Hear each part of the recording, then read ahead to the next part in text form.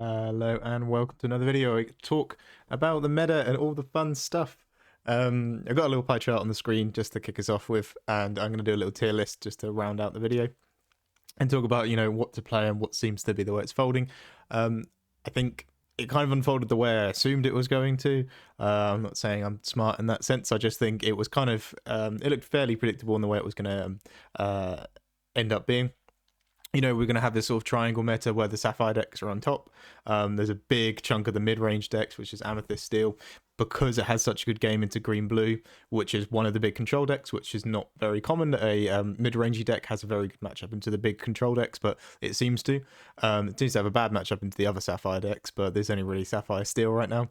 And there's a aggro deck called Amber Steel, whoever knows what Amber Steel the aggro deck is, and it can come in and just kind of take advantage of these Sapphire decks being so greedy. They got a tool with Mowgli, which meant that they could discard, most of the threats that they play, Under the Sea and Spooky Sight, or Strength of the Raging Fire, and more the mid-range matchup. So it feels like we had this very good triangle effect, and here on the screen we can see this is from a 10k event in America, Sharp Gaming. I'm not even sure how many people turned up in the end. I couldn't manage to see all of the data, but I think it was a fairly good event. I'm assuming around 50 people at least. I'm gonna hope, but it had some very good players in there. We got to watch Sky play a couple games in the stream with Sapphire Steel, so I feel like the data is fairly not too bad. I could be wrong about the attendance of this event, but we got to see some very good pro players in the stream, so I'm going to take the data as it's going to be all right and good. But yeah, this is kind of how I imagined it would be, and I think as well for week one, this is how it'd be. And we like not even week one, like this is the weekend launch of the set, which means that people are going to gravitate towards the decks that are a bit more affordable. There'll be a lot of people who don't have to, which is like I saw in the Utrecht Utrecht CCQ that we also had this weekend, that we can look at that. There was a lot of Amethyst Steel doing very well, because I think that's the cheapest deck to upgrade from set 9 to set 10.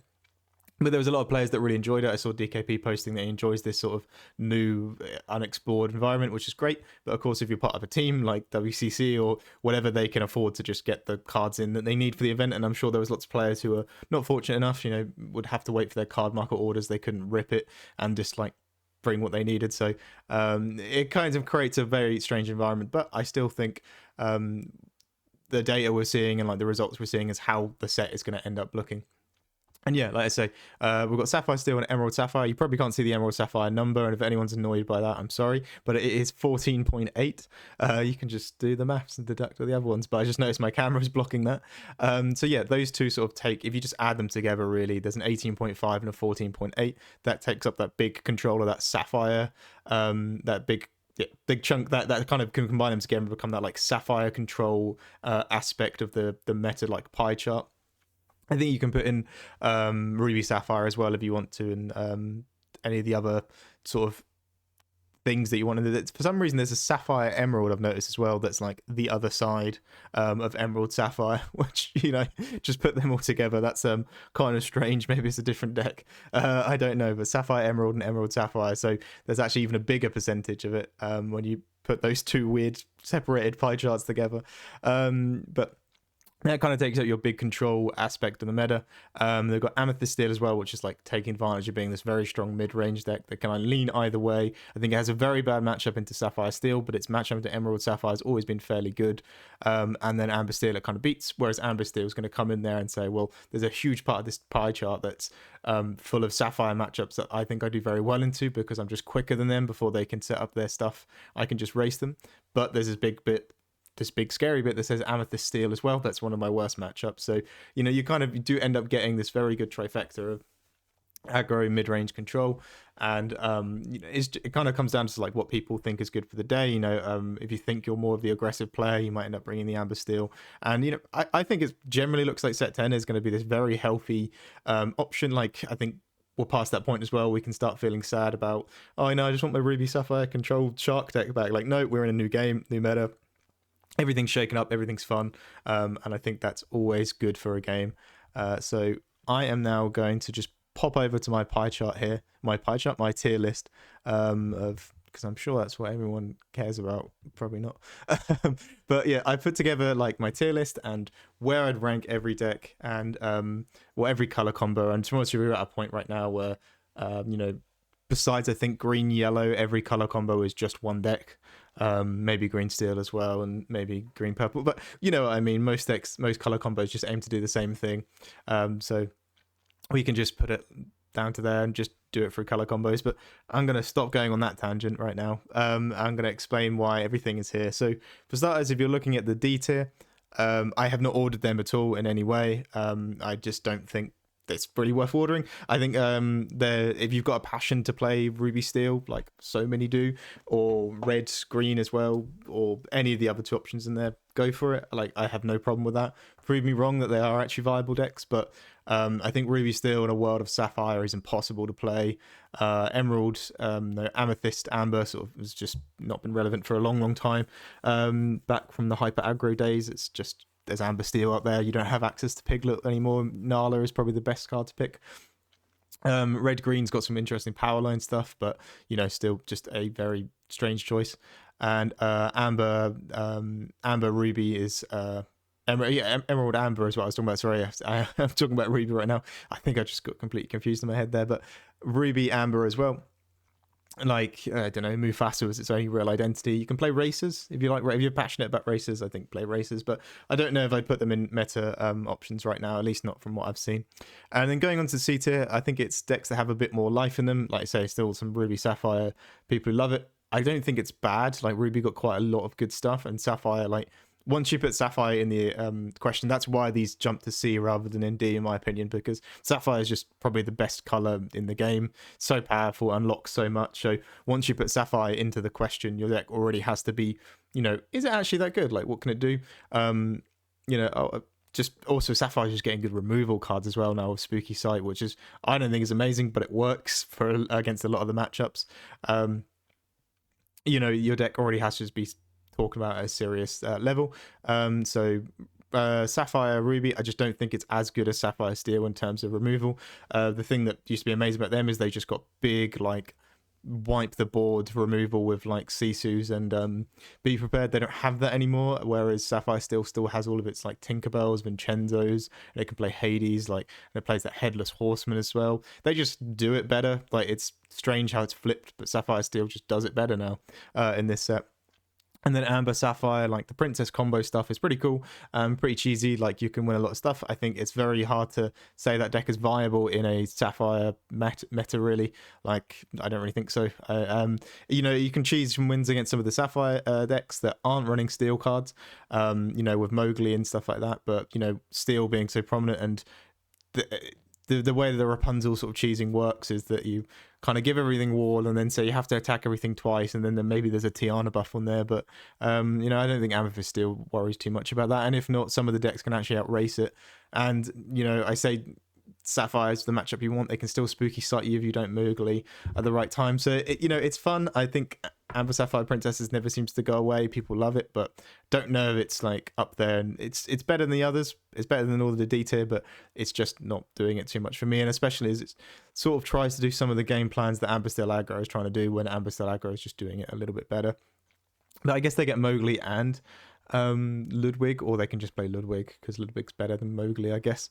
But going on to the B tier, again, I just don't think these are bad. The Amethyst, as much as Sapphire is powerful, Amethyst as well is still proving to just be a very consistent, strong color. I think Emerald Amethyst has lots to prove about itself, which easily could jump to being an A tier deck, but right now it's just I haven't seen much of it, and it folds to some of the more popular decks in the format. Some of the builds that I've seen, the Brainiac version sort of just folds to any sort of aggro decks, and now they have Mowgli to take the under the seas and stuff, it just feels rough. And Ruby Amethyst as well, a cool fun deck. But again, it's doing a lot of what Emerald Amethyst is doing, with really strong removal in there. I think it could work. I think it's fine. I think there's a lot of still tryhards and people who love it. Has very good matchups into the aggro decks. Has slightly poor matchups into the Sapphire decks, and that kind of makes me feel like, why would you not just play Amethyst Steel, where you know it has very good matchups into the aggro decks, and it has slightly like good matchups into the Sapphire decks, especially into Sapphire Emerald. So why would you not just play that one? That's kind of been my point of it, is that Steel was just doing a better job than Ruby is, because Ruby used to be the powerful just remove everything from the board. Now it's single target powerful removal, and it's just doesn't even have Medusa or Tremaine anymore. So Headless Horseman is fun. Like, I was playing dogs the other day, and someone played Headless Horseman on my 7-cost tramp. That's cool. That's a cool interaction. But overall, it just feels like Steel does better with Strength of Raging Fire, getting Thunderbolt as well, Tinkerbell, all those cool cards. But I don't think Ruby's bad. I think it could prove itself to be an A or an S tier as well. Emerald Steel, like I say, I think because Emerald got so many tools as well. I mean, the three colors really to look at are Sapphire, Emerald, and Amethyst is always just really strong and consistent. But Emerald Steel, you know, because it's Emerald basically is what's in there, and Steel is also pretty good as well. You know, you just get so much removal in there. It sometimes tries to do what Purple Steel does, but worse. Sometimes it can go aggro and try to do what Amber Steel, but does it a bit worse. And it kind of meets in the middle of having access to do both those things, but maybe not as optimally. So it's got a wider spread of options to into matchups, but doesn't do anything at an excelling rate. The Prince Philip combo stuff, it does it at a worse rate as well, because, you know, Sapphire Emerald can just ramp to it and play it down, whereas Emerald Steel can't do that. It just needs to slowly get to it, or maybe find a shift line as well. So, you know, it's got good elements to it, and I think it performs better than the B tier options, but I don't know if it's like S tier, and it's very low A tier in my opinion. It's probably B tier. Looking at this and actually talking it through a lot more, I'd probably put it down to B tier, but yeah, I think it leans on there because Steel removal is so good. You get access to all of the new fun Emerald cards. It's still got so much removal. It does so many things. I think Go-Go is a busted card as well, especially in this format where everyone's playing giant bodies, where you can just get that reach of like 6 lore sometimes against hitting a Vincenzo or something with 7 health. It's just madness, like 5 to 6 lore out of nowhere. So I think it sort of clings on to an A tier and has the ability to prove itself. It was sort of not dominating that pie chart by any means, but it was at least being a bit more relevant than some of the other colours. So going on to Blurple. Blurple is still, again, like I say, you put Sapphire and you put Emerald together, you get a very consistent, decent deck. It's very good into... Sapphire Steel was kind of what's giving it, in my opinion. Sorry, I'm having to remember all the colors. I don't know why. It's too early and it's a Monday morning. But Sapphire, Blurple, Sapphire, Amethyst, I think it has a very good game into Blue Steel. It can go into the late game slamming big bodies down, but, you know, it has a lot more draw. It can go Genies, it can go Evasion. If you're still playing Second Star, if you're playing, what's it called? The Woodchuck book, the 2-drop book as well. You know, on top of that, it is Amethyst, and a lot of their cards just positively say draw a card. Very good there. It's still got a very good game into Amethyst Steel. You know, it can still go 50-50 into aggro as well. It's just all round very good. It feels like that Ruby Amethyst type strong deck. But its Emerald Sapphire matchup feels way worse than it's ever felt. And it kind of sometimes feels like, even though Blurple has a very good matchup into Sapphire Steel, in my opinion, it feels like that got a little bit closer, whereas before in the last set, Blurple had a very good matchup into Sapphire Steel. It was a lot higher than it's been, but Sapphire Steel's power levels kind of brought that to a closer point. And it sort of just does a lot of the same things that Sapphire Steel does. You know, it's very good into Amethyst Steel, so Sapphire Steel. It's very good into, you know, the aggro-y type stuff, and anything below this is very good into. But, you know, its matchup into Emerald Amethyst is just so bad that it kind of questions why you would not bring Sapphire Steel. The only reason I think you'd bring Blurple is you expected there to be a lot of Sapphire Steel in the room and you want to try and counter it out. And I even think that it's not like the strongest counter pick to Sapphire Steel. So it's a very good contender. It seems to be knocking around still. I think a lot of people had very good success with it in set 9 and they want to carry the deck over. So it sort of lingers around. It's not bad. I don't think it's bad choice at all. But it's Emerald Sapphire matchup. Basically, its game into the Prince Philip combo is pretty poor. It can't disrupt it, whereas Sapphire Steel has, you know, Beyond the Horizon or Headless Horseman and loads of different fun ways to try and interrupt that. And then, of course, green and amber decks can Mowgli and they can Ursula. But Blurple doesn't. It just has to face everything, take everything at face value. So it can just struggle there, really, and sort of falling down a little bit. So it's just not top dog, but still very strong choice. I think, like I say, a lot of people carry it over from set 9 and just see the same success they have. Still insanely consistent, ramp on 2, 4-drop, 5, 6, 7, also, you know, great. And I think they use Demona a bit better than other decks do, getting everyone to exert. It's just so big. for them. So, they got some new tools, they got some fun stuff, but it still sort of feels like it's a little bit less powerful than it was in the last set. I just feel like I'm going to keep going on about Blurple if I don't move on to the next one. So the next one is Dogs, I guess is the best way to call it, is Emerald Amber, but everyone just calls it Dogs because that's the best package to be using here. The 7-cost tramp and all of the lady stuff. It just seems like in the last set it was very obvious that the drawing, discarding, manipulating with the discard, the 7-cost tramp being a 7-cost singer had so much depth to it, to what you could achieve with it. We saw loads of Circle of Life decks, loads of Under the Seeing from the dog decks, like loads of cool stuff like that. We saw that there's just so much depth to it with all of the singing, all of the songs that Amber are getting as well, and Emerald as well. Just an amazing combo, an amazing package, being able to draw X amount of cards deep, find a combo piece, set it up, use it. I think there's no difference there in this set. I think maybe it's Amethyst Steel matchup still kind of pretty rough, but they can use the Dogs package to set up things like the Prince Philip combo, Circle of Life, and get huge bombs on the board.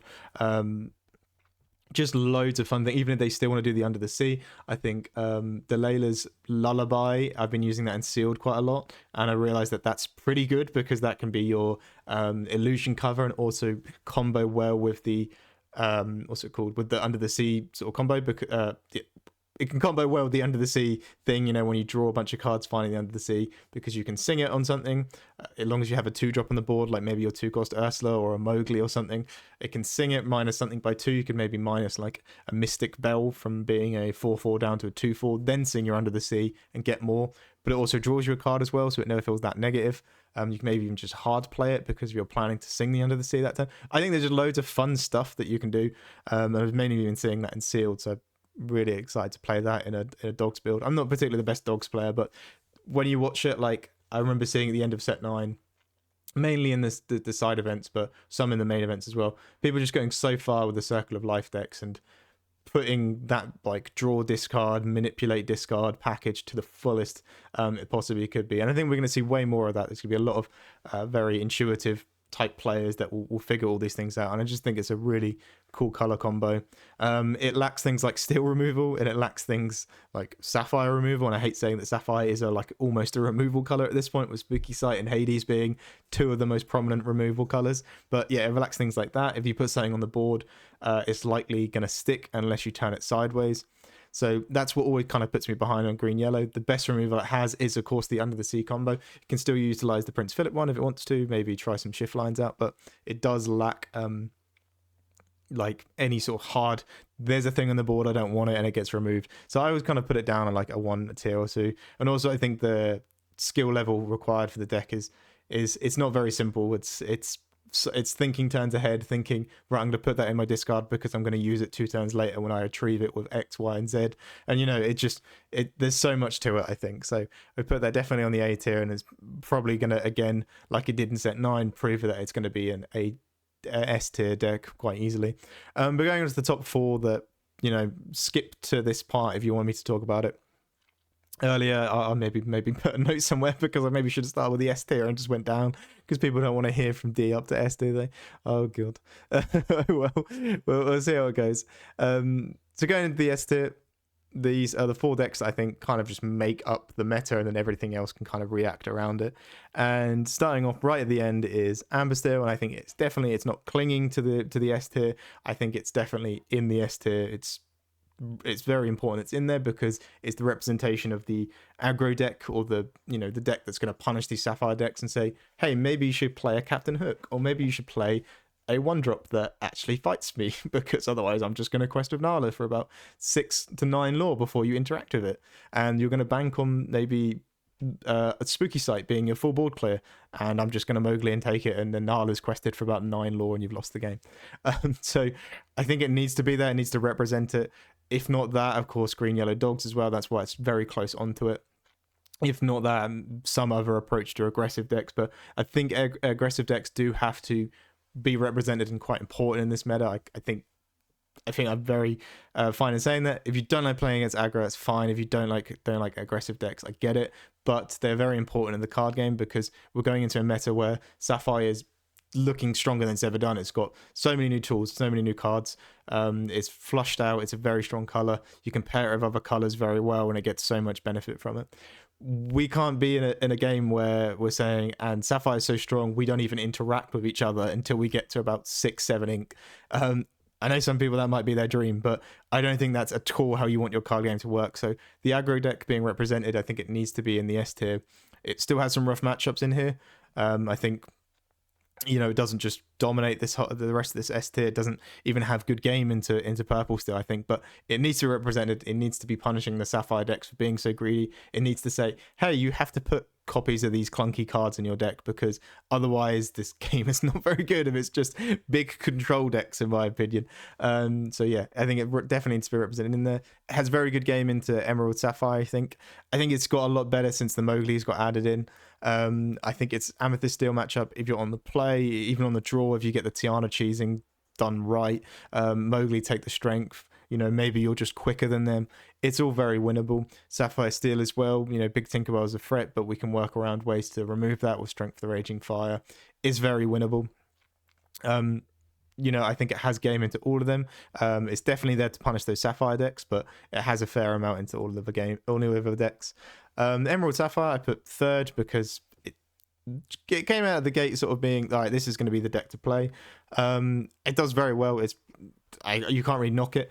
It's never been a deck I like to play. I don't really go for the control decks, but it's very strong. I think it still lacks some of its consistency, like it did in set 9. You know, Garrett like kind of going off a Clarabelle shift to try to get your card draw can be a fairly rough thing to do.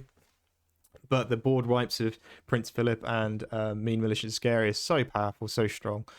So I think it definitely needs to be up there. It somehow always still has that kind of bad matchup into Amethyst Steel, mainly because they can just keep regurgitating cards with Diablos and Genies and Dumbos and just keep throwing stuff on the board.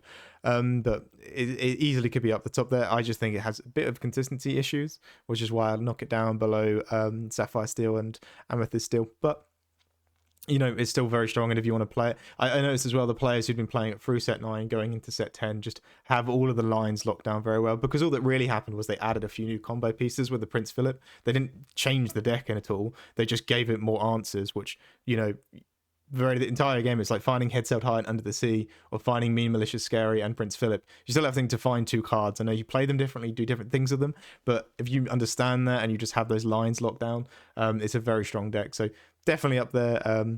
I think, yeah, it's Amethyst Steel match. It kind of knocks down a bit, and it's consistency. Sometimes I've just seen people play it and they're like, Clarabelle ramp, and now I'm doing nothing for 5 turns because I didn't get any pieces I want, and my hand is all big combo pieces. So yeah, I think it very strong, but it's probably out of the 4 that I think are the defining decks of the meta.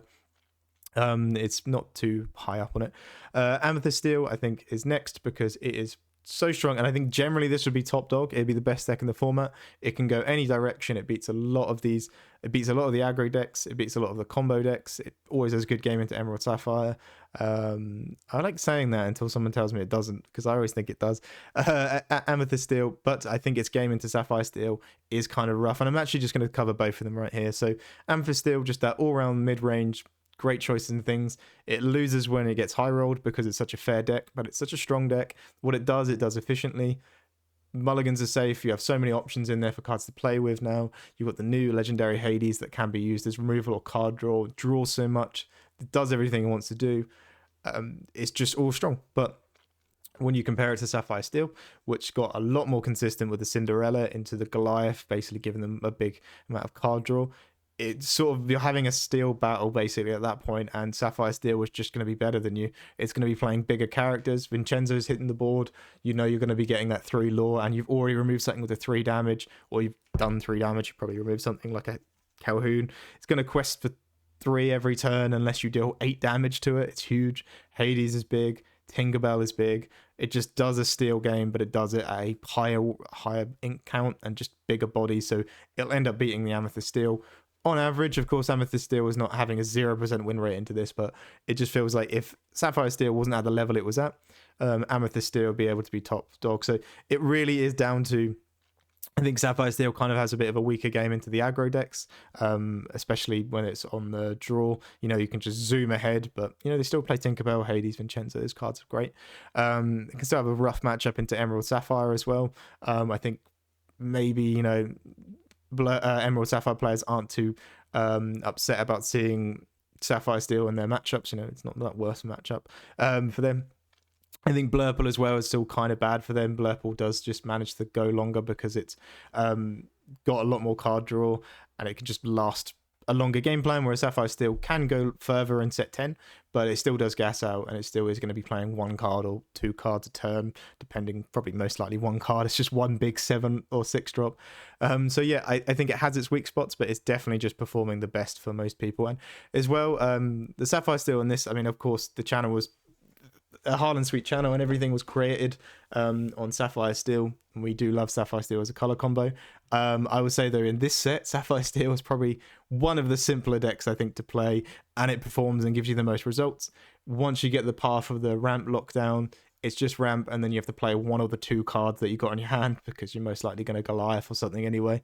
So I think it's also a simple and effective deck, so it kind of just straight away goes into that S tier, but it's not without its faults. It can still lose. It's quite expensive as well with Goliath and Cinderella, but it's definitely performing the best, and I think if it wasn't for Sapphire Steel being at the level it's at, Amethyst Steel would be the best as well. But these are all just like opinions, and they're also based on averages and stuff. There's no reason why you can't be an Amber Steel player who has a very good day and just runs away with it and gets to the first place finish. Same with Blurple. Maybe you don't see those Emerald Sapphires for the majority of the rounds, and then you get to play against a Sapphire Steel in the finals and you win. You know, there's always options for any of these decks to be performing well. Maybe not the D tier, but those are just my opinions, those are my thoughts, those are my ramblings on set 10 so far.